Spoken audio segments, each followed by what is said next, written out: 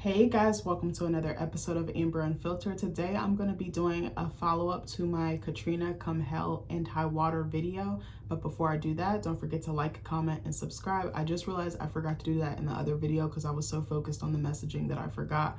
But if you would like to, please do. If not, it won't hurt my feelings. I want to finish up this little, I don't want to call it a series. I want to just finish up like this kind of like meditation because I feel like that's kind of what it is for me.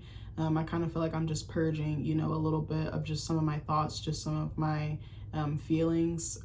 This one might be heavy as well, just fair warning. So please take care of yourself before you finish watching this. If you're not in the headspace, maybe come back to it, maybe do something for yourself and come back and kind of brace yourself for that. So I'm just going to jump right into it. I probably will stumble a little bit. I'm going to try my best to be clear, to be communicative and cohesive. So I didn't know about this when it happened, but apparently like sometime after the hurricane, maybe like a year or so, or maybe a couple years or so, Brad Pitt, the famous actor, the famous movie actor, TV actor. Actually, I don't know if he's done TV, but you know who I'm talking about. He partnered with an organization called Make It Right to build new homes for survivors and families of survivors of Katrina. However, what was fascinating, not even fascinating, however, what was like kind of eye-opening and kind of gave me like pause was the fact that it was limited to certain people, like educators or people from certain professions. I think the big consensus was like teachers or people in the educational space. At first, everything seemed great on the surface. They said the application process was easy.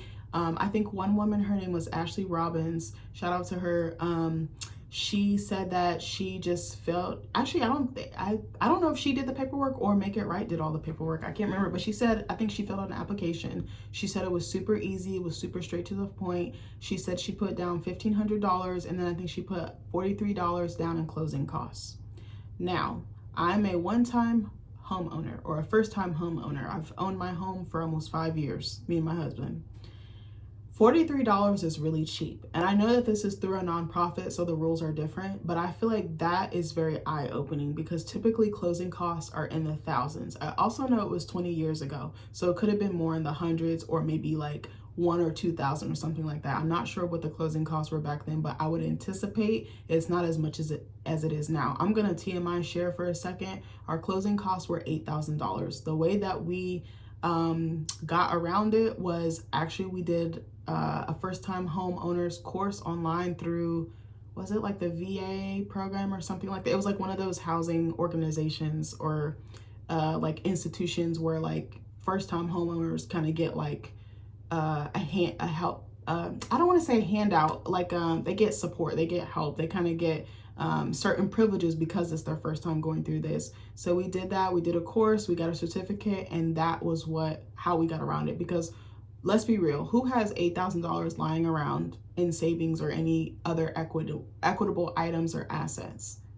Not me, not my husband. So I was like, we got to figure something out. And I was like, if we had tried to save that on our own, it would have taken us years. Like we would have had to like really hunker down on our spending and not go out. And like, who wants to live like that? Like you should be able, I feel like housing can be very inaccessible and I hate that. And I understand that I am in a privileged position. I do recognize that.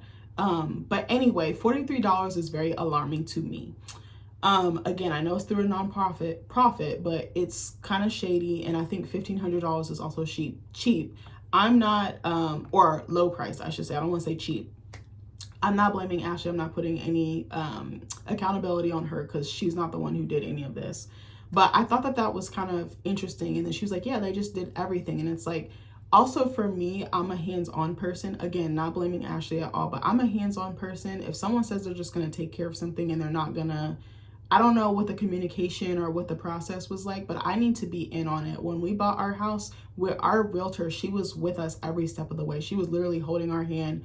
She was a family friend of like 20, 25 years, maybe even 30 years. She knew my in-laws very well. She loved my husband. She loved me. She took me in as though I was family. She was texting us updates. She was texting us listings. She was meeting with us. She was sharing information that she probably, maybe most realtors wouldn't, or maybe a more seasoned one would do something like she was doing, but she was giving us all the details. She was keeping us very updated. She was keeping us very abreast. That's what I wanted to say. And even like as we were getting to like closing and everything like that, she was again, there with us every step of the way, over communicating, making sure no stone was left unturned. And I think I would have a hard time just letting someone do something that big for me without knowing. Not to say Ashley didn't, because we don't know what her entire experience was like. I'm just going off what I saw on the doc. But for me, that was a bit of a red flag, nonprofit or not, because I feel like, what's your MO here? What's your game here? And I want to know what I'm signing up for and what I'm committing to. That's just me, and it might be like a childhood trauma type of thing, or like an anxiety or the need for control, which again I'm working on. But it just kind of raised some red flags, some bells, some whistles kind of went off in my head. But that's just me. I could be totally wrong. There could be more to the story. I'm gonna give her the benefit of the doubt. So come to find out, everything like seemed great. It seemed hunky-dory, it seemed peachy keen on the surface, but then come to find out the construction work that went into the homes was actually super duper faulty, and they had no idea until they were already living in these homes, nesting, all the things. One of the residents, I don't remember his name. I literally tried to look it up, and okay, I'm TMI, but I was a little too lazy to go back and try and look for it in the documentary, which probably would have taken me 5 minutes, but I typed so many notes. So I was just like, I don't remember his name, but I remember what he looked like. I feel like his name was like Irvin or something like that. I don't remember. I might be, or like Edwin. He had like a very unique name, but I don't remember. But anyway, shout out to him. So one of the residents was like, my floor started leaking, and he said that his leg actually went through the floor below him.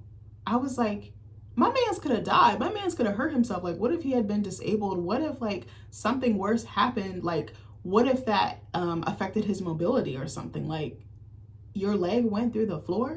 Like, that's crazy. Like, that's not okay. That's not safe. It's very fucking dangerous. So then another resident, who the woman I was just talking about, Ashley Robbins, mentioned, I don't know if it was like her HVAC or something to that effect, I can't remember, but she said her house became so hot and just like so unbearable, and she was like, I needed to repair whatever the appliance was, but she was like, it cost tens and thousands of dollars, like $20K or something like that, or she put $20K into it, but each time if she called out for services, it would cost her thousands of dollars. And I was like, that's so expensive. And even the guy with the floor, like his leg going through the floor, he was like, it was thousands of dollars that he didn't have. Imagine you survive a horrific event, a catastrophic event. You're trying to rebuild your finances, your peace of mind, your home, your life as you know it. You're trying to get some sense of stability, security, and then your shit starts breaking. This home is supposed to be a fresh start for you. It's supposed to be a clean slate. Where are you going to get thousands of dollars to repair that shit? I'm waiting. Nowhere. Even if you are working, because you're trying to rebuild. So anyway, let me find my spot, sorry. So Ashley said that her and her wife just kind of worked around it because they didn't know what else to do. And I was like, that is a very Black thing to do. You kind of find workarounds and you kind of just live with it, because you're like, well, I fucking can't afford it. I can't get it. So I'm just going to have to live with it. So again, keep in mind, she has a family, she has kids, she has a wife. I think she just had a newborn baby when this happened. So I'm like, she can't even enjoy being a new mom because she's worried that her house is going to fall the fuck apart. I literally was saying, I hope that her health or their health is not severely impacted because of how poorly the house was built, which is again, not her fault. Like, but I was thinking about like, if you're intaking mold, if you're intaking, heat and things like that, like what will that do to your body? What will that do to your mind, your spirit? So she also mentioned that there was a playground built in this community, but it's basically unusable. It's like dangerous. It's like faulty, just like the houses.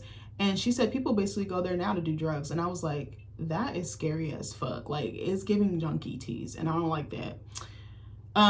She said, or not she, excuse me, these homes by Make It Right that were built by them were supposed to be affordable. They were supposed to be green. They were supposed to be like eco-friendly, like energy efficient. And it turns out that the fucking material and the flooring, I don't remember what it was called. I tried to look online before I got on here, but I couldn't find it anywhere. Like, it was describing like what it would do, but not the actual material. But the material that they used for like the flooring and other aspects of the house was like some really weird like green material, like green, like eco-friendly, I mean. And it wasn't like properly vetted or tested or like, durable, I feel like is the better word, or even suitable for New Orleans climate. So it started falling the fuck apart. I looked online. It says that it caused rot, it caused mold, it caused mushrooms to grow everywhere. It was kind of like a little incubator. Like it just was trapping the heat in there, and it was like reacting poorly to said heat. And I was just like, what would that do if someone's inhaling that? What would that do if someone's sleeping near it or sleeping on, like, what? Like, or your food's around it, your water, you know, just certain things. I was like, what would that do to someone? Like, it reminded me of when I first started at community college.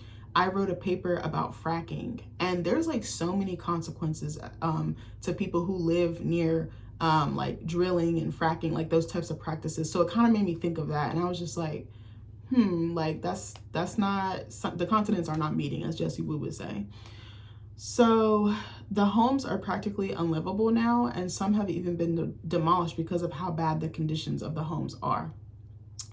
The Make It Right Foundation or organization, according to Ashley, said she said that they used to have an office a few blocks away from the community, and they were like so accommodating, they were so available and like holding space for them. But then she's like, they just kind of slowly disappeared over time, just kind of like faded into the background. And I was like, how the fuck do you present someone with such a gift, a huge gift, and then you walk it back because you know you're not doing it right? But I'm like, that karma is going to come back on them. And I believe that the victims of the shitty houses or the shoddy houses actually sued them. And I think a $20.5 million settlement came out of it. I don't remember when. I think it was pretty recently. But I hope they actually got the money, and I hope they can get the fuck out of Dodge and go somewhere where they're healthy, happy, well paid, you know, all the things. They even used, I feel like what was even more fucked up about Make It Right and Brad Pitt was that they even used one of the survivors, Robert Greene of Hurricane Katrina. He's a survivor of Hurricane Katrina, mind you, to advocate or campaign for the Make It Right homes, only to turn their backs on him. Like Brad Pitt was on stage giving a speech saying how great he was, saying how he was his friend and all the things, you know, putting a little extra sauce or whatever on it. I don't even want to say putting extra sauce on it. He was, you know, doing the white savior thing. That's what I'm going to call it. And I was like, how do you do that? And I was like, I bet you this guy reached out to him. Mr. Robert, or Mr. Greene, I should say, was reaching out to him, and he probably wasn't getting any answers. He's probably getting the runaround. It seemed like Brad Pitt kind of stepped away and just let Make It Right kind of drown. But it's like, you owe these people answers because you were the face of this. You were making this black man the face of it, trying to get other black people who are already experiencing a setback. Like, how do you do that?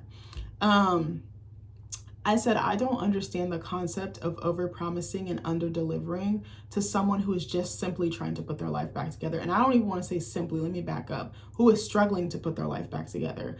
I do think that Brad Pitt sits from a position of privilege, and I think it's unfortunate that they used a black man to bait other people into moving into this neighborhood. It was like, look at me, look at this good deed I did. And it's like, but you should do this without all the press, without all the huss and fuss. You should do it because you want to do it, and it's the right thing to do. Simple. When I was watching footage of the actual Make It Right neighborhood being built, it was nothing but fucking white people volunteering. That's something I peeped as soon as I saw footage of them building and looking like, you know, Habitat for Humanity. I was like, I find this quite odd or strange, and I wondered why they didn't use any native New Orleanians. I don't know if I'm saying that right, sorry, or black folks to help with the construction. I'm like, what better way than to get involved and to help, you know, the people that want to come back, and the people by utilizing and employing the people that already live there and are trying, you know, making rebuilding from scratch, I should say.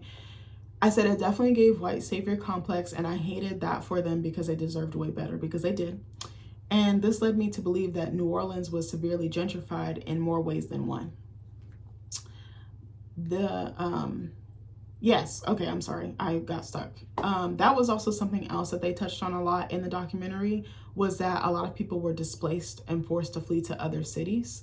The most common areas that Black survivors dispersed to were Texas, mostly Houston, Dallas, and Fort Worth. I think Houston and Dallas were the top two destinations in Texas, and then, or cities, I should say, and then Georgia by way of Atlanta. I did see California and Colorado, but I think the doc mostly touched on Texas and Atlanta. And I said, I don't blame them for not wanting to come back, because there was literally nothing left for them. Like, they tried to come back and they were still pushed away. They were still rejected.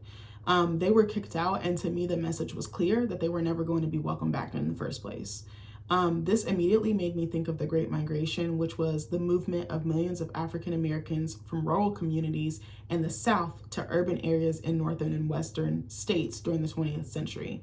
In about 1900, there was about 8 million Black people, which was about 90% of all Black Americans living in the South. But from 1916 to 1970, so like 50, 60 years, an estimated 6 million Black Southerners relocated to the North and West in search of economic opportunities and an escape from racial violence. Even like for me, even though Black people left for different reasons back then during the Great Migration, it seems that something beyond their control, i.e. racism and other factors, forced them out, just like Hurricane Katrina forced these Black people out. It's just like they keep having to move. Something keeps flushing them out. Something keeps pushing them away. Something keeps keeping them out. And I didn't fucking like that. Robert Greene, the gentleman that I was telling you about with the Make It Right, well, no, he partnered with the Make It Right Foundation. He didn't work for them. His journey broke my heart. Like it absolutely gutted me, like literally. He said that the water got so high that he and his family had no choice but to evacuate their house and wait to be rescued on their fucking roof, like so many other Black people did. The foundation of their house lifted and it began flowing down the water in the fucking street with high ass water, like 25 foot high water, I think it was. I don't remember the exact details, but somehow, some way, like his family all ended up in the water. And in a matter of fucking minutes, he lost his mom. And then like a few moments later or a little bit later, he lost his fucking granddaughter who was only 3 years old. And I was like, you lost your parent and you lost two important aspects of your bloodline. Like think about that for a moment. Your mom, the person who brought you into this world, your granddaughter, who's going to continue your legacy. Like I was like, how? Like how did he even function in that moment? He says that he didn't even have time to grieve or react because he was just trying to keep the rest of his family alive. And to me, it shows how resilient Robert was and how we go into survival mode and think quick on our feet in a time of crisis. And I silently wondered to myself if he still struggles with survivor's remorse or guilt to this day because he survived and some members of his family didn't. But I was like, I bet you there's not a day that goes by that he doesn't think about them, that he doesn't honor them, that he doesn't speak about them. And what better way to preserve their memory? He also gave us the full name of his mother and his granddaughter, as well as their birthdays and the days that they passed. But the way that he said it was so beautiful. He was like, they rose on the sun on this day and they set on the sun on this day. I just thought it was so beautiful, so poetic. And it was such an optimistic, like loving way to look at it, and such a beautiful, like tender way of looking at it. And I said again, I love the way that he chose to remember them. And I was so grateful that he shared his story with us, even though it was fucking terrifying. And I was so grateful that he shared who they were with us as well, like his granddaughter and his mom. There were so many stories that resonated with me, but also made me ache from the bottom of my heart, like literally ache. It made me like weep. It made me like grieve, like on a just a fucking molecular level. The survivors' sadness, their pain, their grief, their hopelessness, their anger, their exhaustion, their frustration, it was so palpable that I couldn't help but feel it through the screen.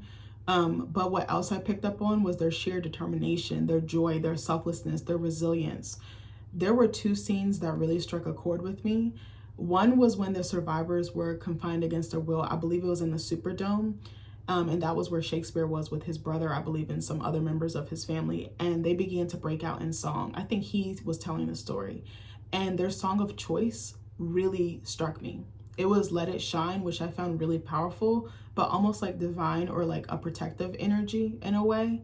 And in the midst of tragedy, they were rejoicing and lifting each other up. Like, I thought that was so powerful and amazing. I thought it was very compelling, and it showed how much we as a people always bounce back and we carry on no matter how brutal the circumstance, no matter how uncontrollable, no matter how violent, no matter how fucking crazy it is. We always bounce back. That's something I love about being Black. Like, I know no matter what, I'm gonna be good. I'm gonna be straight because I got that resilience running through my blood. It's in my veins. My ancestors gave it to me, and I'm gonna give it to my daughter, to my son, to whoever. In another scene, I saw people getting in boats and they were going to rescue other people from their houses, from the water, or both. And I was like, how fucking brave and selfless is that? Because I was like, or not because, but I was like, how did they know how to do that at that time? Like, what made them do that? Like, that is so brave. Like, for so many different reasons, but I feel like humans are wired to think of themselves or preserve themselves in time of crisis or trauma or survival. But what I saw was kind of like a help thy neighbor type of attitude or mentality take place or take root. And I was like, if we think about it, their lives literally could have been put in even more danger or jeopardy, but it seemed to be the risk that they were willing to take. And again, they were so heroic. Like, I can't stress that enough. So I'm like, y'all were calling them animals, but to me, they're heroes. To me, this showed me that there's strength in numbers, but more importantly, that there's strength in unity. And I want to circle back to the displacement that the survivors felt and experienced for a moment. They were displaced not only from their jobs, but their homes, their families, their identities, their way of life as they knew it, their rituals, their customs, their traditions, their culture, everything. Their environment, as they had come to know it, was literally fucking decimated. And it seemed to me that there was almost like no coming back from that. Like, how do you come back from that? And to me, this is extremely traumatizing, and it makes me wonder what type of scars or what kind of impact an event like this would leave on someone long term. I'm not licensed by any means, but that was the first thing I thought about, was like the mental health aspect, the emotional aspects, the spiritual, the psychological, all of it. Like I just said, I don't even think it's just mental scars that they're left with. I think it's more like cultural, it's emotional, it's psychological, it's spiritual. And then probably once they were finding out like the truth about how the government mishandled them, how their elected officials failed them, that probably adds another layer of hurt, because it's another person deliberately causing me harm, deliberately making me on the receiving end of neglect. Like, how do you work through something like that? And how do you heal from something like this? Like, how? That trauma, I feel like, has to run deep like a fucking river, like a fucking ocean. Even though it was only 3 episodes long, there were so many times I found myself fucking weeping, but it was more like a quiet cry. Like, I don't really feel like I was loud. I was definitely talking, but I wasn't really loud. It was more like, how could they? How could they? How could they? That was just like the constant question I kept asking. Like, how could you do this to another human being? How could you do this to multiple human beings? How could you do this to thousands of human beings? And how could you just stand by and not react, not respond, not care, not try? Like, how? Tears literally just kept streaming down my face. I literally just felt tears. I literally just kept wiping my face because I could not get over the lack of urgency, the lack of support, and just the lack of empathy that my people received. Like, why? Why? Because they were poor and black? It wasn't their fault. They didn't do anything wrong. It literally fucking ate me up inside. Like, it tore me to pieces. After I watched it, my husband came in the room because he was outside doing yard work or whatever. One thing white people don't play about is their yard. I'm sorry, not sorry. I literally feel like he's turning into a suburban dad and we ain't got no kids. But anyway, he came in the room and he was like, how's your show? And I was like, it's pretty fucked up. I was like, it's getting to me. I'm not even gonna lie. And what did he say? And I was telling him a little bit about it, and he was like, those are some shitty people. And I said, no, there's some racist shitty people. And he just looked at me and I was like, well, where's the lie? And then when I was talking to my dad about it, he was like, you do have to be shitty to be racist. And I was like, fact, they're kind of go hand in hand. Like, you really do have to be a piece of shit to be racist. Sorry, not sorry. But anyways, I said, for real, I wish I could have turned back the hands of time to rescue all those people who suffered like that, or like at least make it so that the hurricane never happened or just didn't hit as hard as it did. Like, I just wish that it had turned out so much differently. I wish like they hadn't lost everything that they lost and endured everything that they endured and suffered. Like, they really did not deserve that. I'm gonna take a sip of water because I've been talking for a little minute, almost an hour or plus an hour, I would say. I don't know why I said plus an hour, over an hour. I can't talk, sorry. I'm talking really fast because I'm passionate about this. So before I end this video, I want to leave you with some food for thought. So out of curiosity, after I watched the documentary, I looked up what type of trauma do Black survivors of natural disasters have, and I wanted to share some of my findings with you. Forgive me if I'm a little slow at this part. So it said Black survivors of natural disasters experience complex trauma that compounds the stress of the event with the long-term effects of systemic racism. Pre-existing racial inequities place Black communities in a state of greater vulnerability before, during, and after disasters. I definitely picked up on that in this documentary. This contributes to higher rates of post-traumatic stress disorder, depression, and anxiety compared to white communities. Factors that compound trauma for Black survivors. Number 1, environmental racism. Decades of discriminatory practices like redlining have concentrated Black communities in neighborhoods that are more vulnerable to environmental hazards and less equipped to withstand natural disasters. These areas often have poor infrastructures, are located near toxic sites, and lack the protective natural landscapes such as wetlands that buffer against storms. Disproportionate exposure and loss. During a disaster, Black residents often experience a greater personal impact, including more property damage, loss of services, and the destruction of their communities. Definitely agree.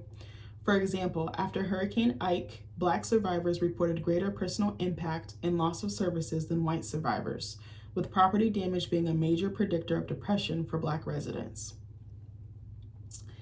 This is something I definitely noticed with Hurricane Katrina. Inadequate disaster response.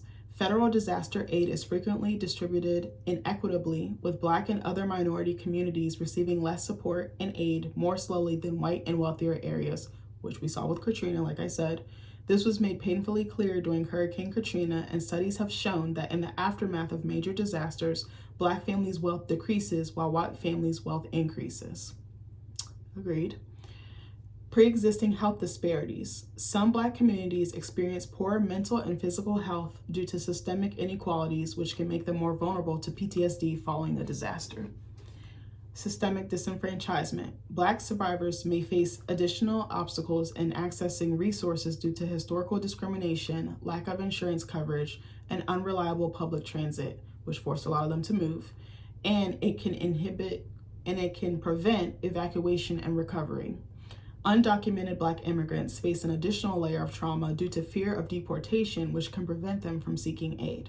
That's something I did not think about, but I genuinely believe is true. And that makes me sad because they should get help just like anyone else, regardless of their status. Intergenerational trauma. For many Black communities, a natural disaster is layered on top of existing intergenerational trauma stemming from historical injustices like enslavement and continued systemic oppression. The stress and vulnerability from past traumas can be passed down, creating an increased susceptibility to new traumatic events. And for a second, I'm going to talk about, or for a few minutes, manifestations of complex trauma. The combined effect of a natural disaster and systemic racism can manifest as increased PTSD and depressive symptoms.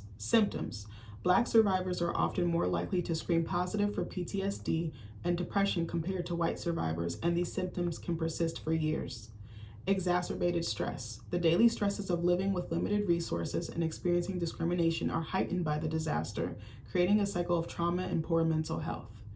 Definitely went over that in the documentary a lot, and it was really sad, especially like between episodes 2 and 3.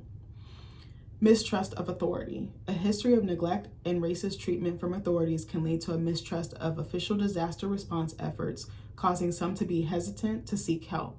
I definitely understand why, because if you're treated like trash every day, why would you go to ask for help? Substance use. Some survivors may turn to alcohol or drugs to cope with the immense stress and emotional toll of the disaster. I also wondered if suicide or unaliving, was another response to experiencing such a high level of trauma in like one isolated incident.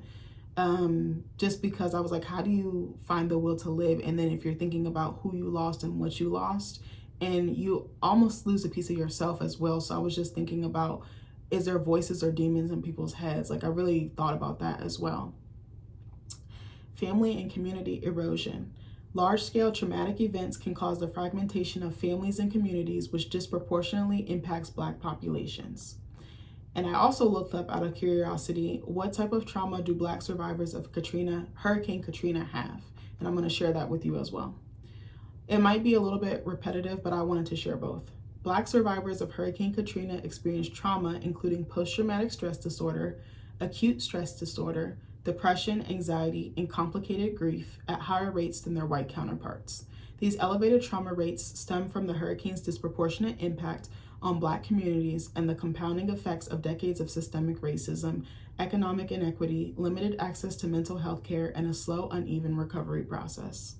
Black survivors, particularly in New Orleans, experienced significantly higher rates of PTSD compared to other racial groups. with symptoms including hypervigilance, avoidance, and re-experiencing the traumatic event. Studies showed Black victims reported higher levels of ASD, which is acute stress disorder, which is a disorder characterized by symptoms like difficulty sleeping, irritability, poor concentration, and recurrent images or flashbacks of the traumatic experience. The profound loss of homes, belongings, and loved ones during the hurricane contributed to complicated grief, exacerbating the psychological toll.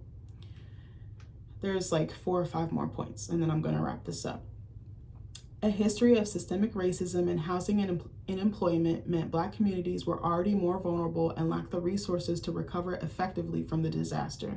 Black survivors often face additional stressors, including witnessing violence, experiencing further discrimination, and dealing with the chronic stress of poverty, all of which negatively impacted their mental health.